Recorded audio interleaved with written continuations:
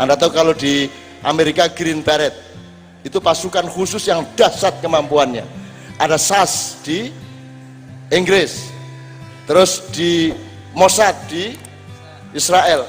Saya ingin katakan sama Anda, dari seluruh pasukan khusus di dunia, Indonesia nomor 3 terbaik di dunia. Jadi Amerika kalah sama Kopassus kita. Amerika, pasukan khususnya Amerika kalah sama Kopassus. Yang bisa menandingi cuman Israel sama Jerman. Cina kalah, Inggris kalah, semua kalah sama Amerika. Padahal fasilitasnya sangat rendah, sangat minimal. Apalagi Indonesia tentaranya bagus, apalagi fasilitasnya memadai, maka tidak ada yang bisa menandingi tentara Indonesia. Itu pun tidak ditakuti oleh dunia. Kalau mereka tidak menyerang secara militer ke Indonesia, yang ditakuti bukan tentara, bukan polisi, yang ditakuti itu Anda. Repot, musuh Anda itu repot. Apalagi yang belum punya kerjaan. Belum punya kerjaan, didatangi musuh, enak toh? Loh, kini nggak punya kerjaan ya dikasih. Ayo udah. Dan tidak ada orang yang senekat orang Indonesia, bener nggak? Kata nekat nggak ada bahasa Inggrisnya, nggak ada bahasa Arabnya, hanya bahasa Indonesia ada nekat. Berani naik kereta api di atapnya 200 orang. Kereta listrik lagi, sebelum dilarang dulu, betul nggak Pak? Belum lagi bonek, 1000 orang dari Surabaya ke Jakarta tidak sanggup sepeser pun, berani naik kereta, berani hidup di Jakarta, di pinggir-pinggir jalan, berani pulang. Hanya orang Indonesia berani seperti itu. Itu pun di atas kereta api nggak berpegangan dengan tegang, enggak, mereka gini. Di atas kereta itu orang Indonesia. Jangan lawan rakyat Indonesia. Itu pengumuman di seluruh langit, bumi, dan jagat raya. Jangan sekali-sekali berani melawan rakyat Indonesia. Ekonominya hancur lebur secara kenegaraan, tapi lihatlah mana ada hidup melebihi enaknya hidup di Pulau Jawa, di seluruh pulau-pulau Indonesia. Di sini enak sekali Mas. Tadi saya bilang, di rumah yang kita transit tadi, saya bilang, gubernur Mesir rumahnya 1/4 dari rumah Anda. Di sini rumah di kecamatan-kecamatan bagus-bagus. Nggak tahu kerjaannya apa, kok kaya-kaya di sini. Saya sama Kiai Kanjeng pentas di 6 provinsi Mesir. Itu rumah gubernur tuh kordennya aja memalukan. Kordennya aja kita dikasih nggak mau. Begitu miskinnya mereka. Sementara di Indonesia kemudahan hidup luar biasa. Gaji sedikit tapi barang murah di sini. Kalau murah itu dalam arti dibanding di luar negeri. Kalau di Amerika $1 nggak dapat apa-apa. Untuk hamburger satu itu butuh $6, minimum $4,5. Di sini $1 berapa? 10.000. Berapa? Bisa makan kenyang nggak 10.000? 2 kali makan tambah kopi, teh, kerupuk. Apalagi kerupuk 15 ngaku cuma 2. Jadi di sini hidup itu sangat enak, justru karena rakyatnya hebat. Udah, mau beli apa? Jam berapa? Keluar rumah jam berapa? Mau beli apa? Ada enggak? Ada aja tuh warung-warung tadi mana tuh nyelempit-nyelempit itu. Ada. Mau minum apa? Mau makan apa? Ada. Jam berapa saja, itu Indonesia. Mau beli kartu, SIM card, kamu pergi ke Inggris, kamu pergi ke Belanda, kamu pergi ke Turki, untuk dapat satu kartu, ini tanya sama Kiai Kanjeng, kita ke Maroko, ngurus satu SIM card 3 jam tidak selesai. Di sini kayak beli kacang toh, dijiset, terus didaftarkan dengan nama pura-pura, ya toh, alamat palsu. Jadi, lo semua orang, gitu loh. Jadi Indonesia ini Mas, memang hancur negaranya, memang hancur, kurang ajar pemerintahnya, tapi rakyatnya jagoan dan paling suci. Ketawa terus, belum lagi mentalnya hebat, semiskin apapun dia tetap tegar. Betul enggak? Makin miskin makin gini jalannya. Untuk menyembunyikan dia nggak punya duit. Betul enggak? Orang Indonesia kok, orang Indonesia tuh sedih kayak apapun cengenges. Makin banyak utang, lu gimana ndak punya kerjaan berani kawin di sini. Terus istrinya hamil, malah kredit motor. Betul enggak? Betul enggak? Berani kok di sini. Nanti 3 bulan enggak bisa bayar, paling disita. Indonesia jangan dilawan. Indonesia, Allah, insya Allah, dengan pengetahuan saya melihat rakyat Indonesia, aku keliling tiap malam ganti kota, bertemu dengan pahlawan-pahlawan seperti Anda, dan aku yakin suatu hari Indonesia akan memancar menjadi mercusuar dunia. Kamu lihat film-film di televisi, kartun-kartun, Upin Ipin, kamu pikir milik Malaysia itu bikinan kita? Cuman karena pemerintah kita nggak bener, akhirnya dijual di Malaysia. Film-film Jepang itu yang bikin kita. Musik-musik film Jepang yang bikin orang tuli di Jakarta. Piala Dunia yang bikin orang mana? Orang Jawa Barat. Bola dunia untuk sepak bola, orang mana yang bikin? Orang Jawa Barat. Semua yang bikin kita, cuman kita ini rendah hati. Semua orang nggak tahu. Dan yang paling rendah hati dari semua itu kan Yogyakarta. Yogyakarta itu pernah juara PSSI tahun 1938. Akhirnya Sri Sultan Hamengkubuwono IX, kamu ndak usah mentang-mentang. Untuk apa kamu mengungguli orang lain, ndak baik. Kamu harus merendah. Sejak itu Jogja ndak pernah juara lagi. Demi kebudayaan dan rasa rendah hati. Jadi kita itu latihannya di Jogja, kipernya itu bukan bagaimana menangkap bola, tapi memperhatikan karakter lawan. Wah, itu penyerangnya setengah mati, giring bola dari sana, oper-operan. Itu kan ditonton bapak ibunya, teman-temannya, latihannya berbulan-bulan itu untuk bisa masukkan bola. Masa kita gagalkan? Kasihan. Monggo masuk, silakan. Nah, gitu mas. Gitu mas. Itu sepak bola jadi kebudayaan di sini, gitu loh. Kita juga gitu, kalau nyerang, Jogja tuh kalau nyerang mas, sampai depan gawang tinggal dulu masuk, itu di sini muncul kearifan. Nggak tega, ini bisa shock ini kipernya ini, bisa stres ini. Siapa tahu bapaknya sudah tua, stroke ini nanti kalau sampai kemasukan. Akhirnya mau dimasukkan nggak jadi, mangke mawon terus balik, gitu mas. Itu Yogyakarta. Jadi mas, tidak ada manusia dengan kekayaan psikologi dan kebudayaan melebihi bangsa Indonesia. Kita bangsa yang tangguh. Negara kayak apapun, 2014 kayak apapun, rakyatnya tetap tangguh seperti Anda sekarang ini. Memang alhamdulillah kalau 2014 bisa kita rubah benar-benar pemerintahannya, tapi Anda tidak mungkin mendapatkan pemimpin sejati dari parpol, sementara yang selain parpol tidak boleh mengajukan calon presiden. Saya punya sistem, tapi saya tidak akan ngomong mereka tidak butuh saya. Saya punya sistem untuk masa depan Indonesia, bagaimana pemilunya, bagaimana politiknya, bagaimana konstitusinya. Saya bisa ceritakan kepada Anda kesalahan dasar Republik Indonesia, saya bisa ceritakan, tapi tidak baik di sini, kapan-kapan aja.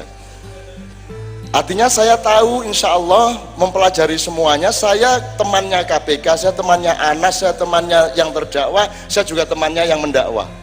Saya temannya semua orang. Saya bisa masuk penjara mana saja, kapan saja, jam berapa saja. Saya boleh masuk kantor mana, kapan saja, di mana saja, tanpa ada halangan. Karena apa? Karena mereka seneng kalau ada saya. Itu aja. Jadi saya boleh masuk kemana-mana. Saya kalau mau masuk Cikias tidak boleh ada persyaratan. Tidak boleh diperiksa, tidak mau saya. Kalau saya dibutuhkan suatu hari saya pernah mengantarkan rombongan ke Cikias, saya bilang, saya datang tapi jangan ada pemeriksaan dan harus percaya sama saya, dan menteri-menteri boleh datang kecuali Andi Malarangeng. Andi Malarangeng tidak boleh datang, kalau dia saya lihat ada wajahnya, saya akan balik, tidak akan masuk ke pintu Cikias. Bener mas, begitu saya masuk tidak ada pemeriksaan, terus mereka bilang, ini beres-beres udah sama Cak Nun, tidak ada masalah, beres, aman gitu mereka keamanannya. Jadi saya masuk, moto boleh, teman-teman moto boleh, video boleh, tidak ada masalah. Dan kemudian kita rapat, SBY mengatakan, saya mohon Cak Nun memimpin rapat karena saya tidak menguasai masalah, gitu. Ya kalau gitu saya aja presidennya Pak, saya bilang gitu. Ya tapi akhirnya saya pimpin rapat, dan yang seharusnya berjam-jam saya ringkes 40 menit selesai semua masalah. Saya tidak akan ceritakan masalah apa. Dulu saya masih bantuin awal-awal. 2004 sampai 2008 saya masih bantuin dikit-dikit, sekarang saya tidak bantuin lagi karena sudah keterlaluan. jauh melebihi Soeharto jahatnya sekarang ini ya, tapi tidak usah dinikmati kejahatan orang ya. Juga tidak usah nangis ya. Oke, jadi Mas gitu ya Mas. 2014 saya ingin peringatkan satu hal. Pertama, pastikan kemandirianmu. Rizki siapa yang punya? Allah. Sudah tahu? Anda kerja terus. Nanti kalau umpamanya kesibukan kita di Indonesia 2014 bukan pemilu, tapi bencana alam, tolong siap. Kalau umpamanya ada 9 gunung akan meletus di Pulau Jawa, dan seluruh Indonesia dari Aceh sampai Flores akan berderet-deret, umpamanya sampai 16 sampai 21 gunung, jangan kaget. Di sini kan jauh dari gunung. Tenang sampean, cuman deket dari pantai masalahnya. Dok, wiritan soal air. Nanti saya kasih wiritan soal air supaya air taat sama Anda semua. Gitu loh. Sekarang sudah ada, saya tadi sudah nyatat berapa bencananya tadi. Sampai Januari 3 minggu ini sudah ada 110 titik banjir. Puting Beliung berapa ya? Ada yang nyatat nggak tadi? Sudah saya catat itu. Pokoknya Januari ini tok itu sekitar 130 lebih Mas. 3 minggu. Seminggu yang lalu baru 91 titik bencana.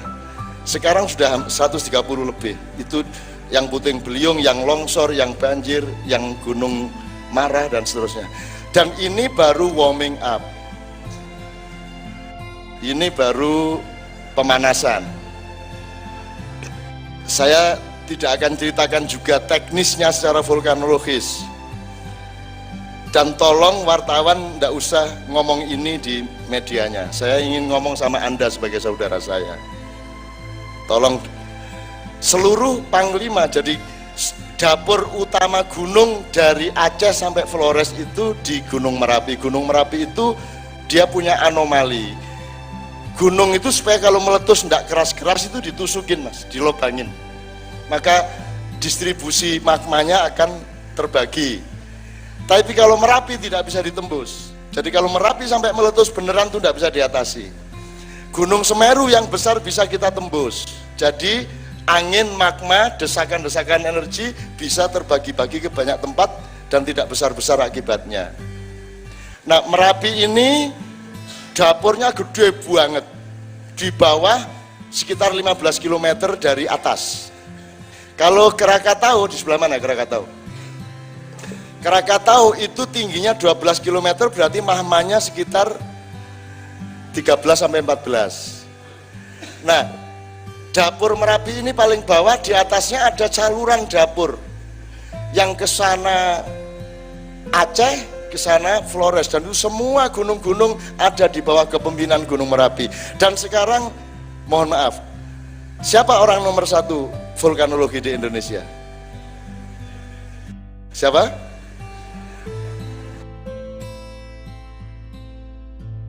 Yang dulu waktu Merapi yang sering ngomong di televisi.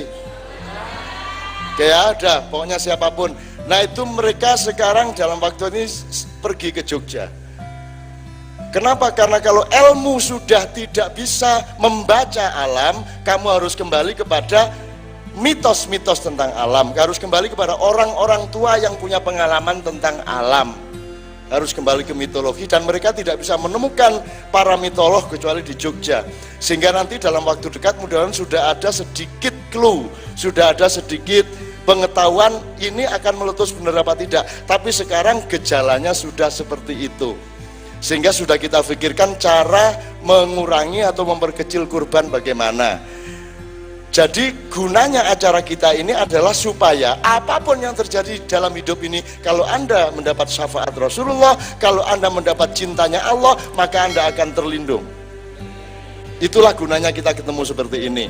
Maka saya mohon setiap bulan ada acara seperti ini, semua potensi-potensi kita naikkan panggung, yang selawatan, yang nyanyi, yang apapun tidak ada masalah, tapi ini menjadi milik kita bersama. Kalau perlu beliau ngajak rapat beberapa siapa yang berminat untuk ikut menjadi pelaku utama di acara ini, tolong kumpul di rumah tanggal sekian kita makan bersama sambil merunding apa isinya, supaya tidak tergantung oleh yang bapak-bapak tapi bersama-sama milik Anda. Itulah yang saya lakukan di seluruh Indonesia. Saya cuma tuturi handayani gitu loh teman sekalian. Nah kira-kira gitu Mas. Jadi 2014 ini saya khawatir setelah April itu, saya khawatir ya, tapi mudah-mudahan tidak ada masalah. Yang penting gini aja, di tempat Anda ini harus punya tabung, harus punya perlindungan lokal di antara Anda. Apapun yang terjadi di Indonesia, Anda tidak bentrok satu, itu kan, tidak bertengkar satu sama lain, itu loh, itu kita jamin. Apa itu karena politik parpol, apa itu karena pil caleg, pilpres, karena bid'ah, karena syirik, pokoknya kita jamin ada yang bertengkar. Nah teman-teman sekalian, saya tidak bisa menjawab banyak hal. Saya hanya bisa ikut mengawal, menemani Anda semua, membaca semua yang akan terjadi. Siapa tahu Allah ngasih tahu juga. Tapi kalau Allah tidak, kan Allah kan mengetahui semua rahasia yang kita tidak tahu sebenarnya Mas. Kita hanya bisa minta bocoran dikit-dikit gitu dong. Gitu loh Mas. Meskipun selama ini saya, mohon maaf ya, misalnya Gunung Merapi meletus itu tanya sama teman-teman. Jadi misalnya, ini boleh ya saya cerita gini ya. Waktu Merapi meletus itu kan saya sudah tidak tahan ngelihat korbannya. Anda yang wartawan saya kasih tahu ada 193 titik penampungan, yang didatangi wartawan cuma 2. Yang dapat bantuan cuma 2 tempat. Karena apa? Karena deket sama airport. Sementara yang di Muntilan, di Klaten, di Boyolali, di mana tidak ada yang datengin. Dan saya keliling, sehingga akhirnya saya putuskan saya tidak tega lagi melihat masyarakat sudah hancur lebur karena luapan Merapi, karena pasir, karena panas, karena segala macam. Akhirnya saya naik Gunung Merapi. Saya naik 2 km di bawah puncak dalam keadaan masih erupsi dan wedus gembelnya masih terus meluap. Saya kejar-kejaran sama wedus gembel pakai trail. Jadi kalau saya terlambat 20 menit saya mati, turun lagi, terlambat 2 menit saya mati lagi. Yang penting saya sudah ke atas menegaskan apa yang sebenarnya terjadi, siapa yang sebenarnya menentukan meletus atau tidak meletus, saya tegaskan ke atas. Harap tahu Mbah Marijan itu meninggalnya di bawah puncak 12 km. Saya naik 10 km dari Mbah Marijan, masih naik 10 km lagi, jam 2 malam saya di sana. Saya nekat, istri saya tidak tahu. Istri saya tanya di mana, lagi minum-minum nih, saya ngopi-ngopi gitu. Padahal saya di atas Merapi. Gitu. Nah, pulang dari sana saya mendapat keyakinan sudah tidak akan meletus lagi. Sehingga waktu subuh saya umumkan di tempat Mocopat Syafaat itu, saudara-saudara, tidak ada lagi letusan Merapi, sudah ada MOU, saya bilang gitu. Sudah ada kesepakatan. Kalau saya salah, bayangin itu. Alhamdulillah Allah melindungi. Jadi bukan karena Merapi nggak mau meletus, cuman Allah nggak tega sama saya. Ainun sudah terlanjur ngomong gitu ya, sudah kalau gitu nggak usah meletus lagi. Gitu akhirnya gitu loh Mas. Loh ini mungkin nggak seperti ini. Jadi sampean suatu hari nggak tega sama istri. Istri kok rajin banget, mengabdi banget. Ya Allah nggak tega. Kadang-kadang naik becak, kadang-kadang naik motor, kadang-kadang naik angkot. Mau loh istriku. Saking tidak teganya suatu hari sang suami ngomong, Dek, insya Allah Dek, kalau ada rezeki paling lama setahun lagi saya belikan mobil meskipun jelek. Padahal tidak punya duit, tapi karena saking terharunya ngomong gitu. Setahun kemudian tidak punya duit, terlanjur janji sama istri. Nah, ngomonglah sama Allah, ya Allah saya ini terlanjur ngomong sama istri saya, ya Allah. Oh dia setia banget ya, saya nggak tahan, saya janji belikan mobil, tapi sekarang saya nggak punya duit ya Allah. Apa engkau tega ya Allah melihat aku malu kepada istriku? Lindungi aku dong ya Allah, jangan jaga martabatku ya Allah di depan istriku. Aku terlanjur janji nih, itu doanya gitu Mas. Ya Allah jangan permalukan aku di hadapan istriku, dia sangat setia dan aku sangat mencintai dia. Kalau nggak jadi aku beliin mobil, nanti hancur cinta kami berdua ini. Ya Allah, ngomong gitu sama Allah, insya Allah dapat rezeki beli mobil. Gitu caranya sama Allah. Sama Allah tuh jangan kayak sama presiden takut-takut gitu. Allah itu terbuka. Kadang-kadang ngomong agak kurang ajar dikit gitu. Ya bukan saya ini, jangan terus MH mengajarkan kurang ajar kepada Tuhan, ya jangan gitu. Maksud saya itu enggak gitu. Maksud saya itu sama Allah itu, saya nanti kasih contoh-contoh lah, banyak sekali contoh-contoh. Sama Allah itu yang manja. Kalau Orang Madura, ini sudah saya ceritakan 1000 kali lah, Anda pasti sudah dengar, tapi sebagian yang belum dengar, tolong tidak usah tanya kepada yang sudah dengar. Orang Madura cari ikan pakai perahu di laut sampai maghrib tidak dapat ikan, terus marah dia sama Allah. Gini dia, ya Allah, katanya Rahman Rahim sampean itu, mana Rahman Rahimnya itu loh, mana? Mosok sampai maghrib gini saya tidak dapat ikan satu pun, di mana? Katanya Rahman Rahim, lah saya kalau sholat jadi ragu-ragu ini saya gitu kan. Gitu, itu orang Madura.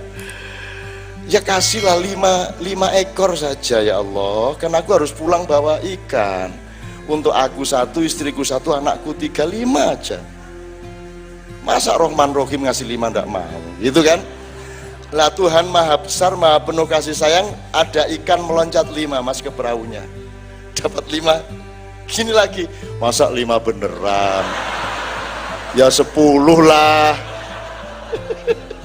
15 udah masa 5 beneran ya kok saklek amat yang itu kan.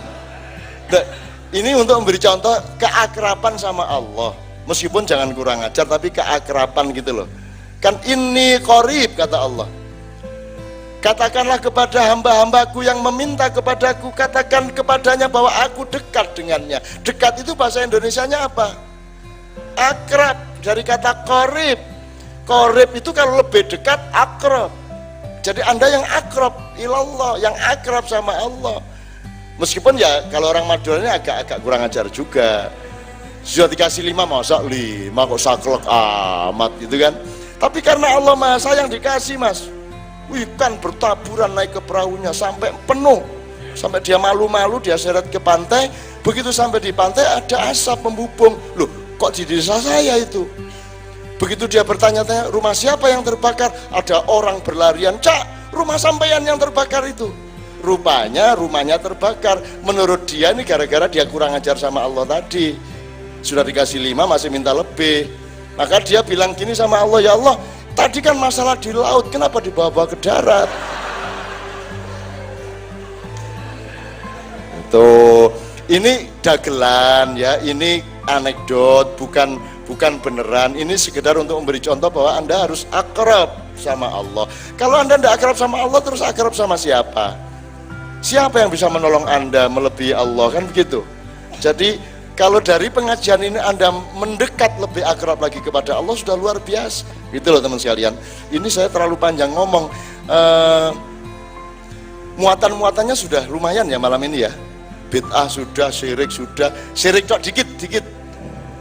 Anda percaya sama saya muslim? Dari apanya Anda lihat saya muslim? Dari baca ayat. Nah, kalau soal baca ayat aja bule-bule banyak pintar bisa baca ayat. Banyak orang komunis, orang Kristen pintar bahasa Arab dan bisa baca Quran.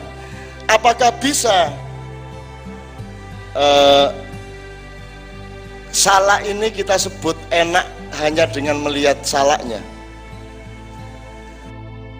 Tidak bisa kan? Harus kita rasakan tuh. Jadi apakah bisa seorang disebut muslim atau orang baik atau orang soleh hanya dari serbannya, hanya dari pakaiannya? Tidak bisa kan? Jadi makanya di awal tadi saya katakan Anda jangan percayanya sama saya, percayanya sama Allah. Dari saya Anda kritis, kalau baik Anda pakai, kalau jelek ya Anda buang gitu loh. Sayanya jangan jadi pedoman. Anda kepada Allah jangan dihalangi oleh siapapun kecuali dikawal oleh Rasulullah SAW. Antara Anda sama Allah jangan ada MUI, jangan ada NU, jangan ada Muhammadiyah, jangan ada pemerintah, jangan ada siapapun. Anda sama Allah harus otentik terus menerus, gitu ya. Oke, nah jadi bisa nggak saya sebut Anda musyrik? Bisa nggak? Wong Anda muslim aja nggak bisa kok. Di mana letaknya muslim? Di pakaiannya apa di hatinya? Di mana letak kafir? Di pakaiannya apa di hatinya? Di mana letak musyrik? Di hatinya apa di bajunya? Semua ada di dalam rahasia hati masing-masing manusia. Jadi kita tidak bisa mengkafirkan orang hanya karena pedoman yang kelihatan. Tidak bisa. Dan kalaupun bisa, Anda tidak punya hak mengkafirkan orang, karena Allah saja punya pedoman yang sangat demokratis. Allah berfirman, faman syaa falyu'min Faman syaa falyakfur, siapa mau percaya, percayalah. Barang siapa mau kafir, kafirlah. Kata Allah begitu. Lah kok Anda kok melebihi Allah? Emang Anda jubirnya Allah? Ponaannya, misan, nak sana, manajernya Allah atau gimana? Allah aja ndak apa-apa kok. Allah kalau mau kafir, kafir aja. Kata Allah. Kalau muslim, muslimah. Kok kita kok melebihi Allah, kan gitu. Nah, jadi Bapak sekalian, kalau dikafirkan orang bilang alhamdulillah, dimusyrikan Allah bilang alhamdulillah. Terus kalau doamu tidak sampai ke Allah, kan gitu kan. Doa yang sampai ke Allah itu cuman amal soleh, ilmu yang bermanfaat, amal jariah, anak soleh, kan begitu kan. Selebihnya tidak. Jadi kalau saya mendoakan Anda tidak sampai toh. Kata Ustadz, ada Ustadz bilang gitu. Jadi Ustadz mengatakan, untuk apa kamu sholawatan, doa-doa nggak akan sampai ke Allah? Kan sudah jelas siapa yang sampai. Saya tanya, siapa yang doanya pernah sampai ke Allah? Ada satu contoh. Emang pernah ada yang doanya sampai ke Allah? Emang ada yang tahu kalau sampai apa nggak sampai? Emang sampai ke Jakarta? Kan nggak tahu mas. Jadi kalau ada Ustadz mengatakan nggak usah sholawatan, nggak akan sampai ke Allah, nggak usah doa-doa wirid-wirid kayak begitu, nggak akan sampai ke Allah, Anda langsung berdiri, Pak Ustadz saya berdoa dengan sungguh-sungguh, saya mohon kepada Allah agar Pak Ustadz kakinya kelindes truk satu. Loh kok kamu doa begitu? Tenang aja Ustadz, nggak akan sampai ke Allah. Sabbahalillahi ma fis samawati wa ma fil ard. Bertasbih kepada Allah semua yang di langit dan semua yang di bumi. Daun-daun, gunung, angin, laut, ombak, semuanya bertasbih kepada Allah. Maka lagu apapun asalkan tidak melanggar syariat, semua lagu itu baik dan mudah-mudahan diterima Allah asal niatnya untuk mencintai Allah, untuk mendekatkan semua yang mendengarnya kepada Allah.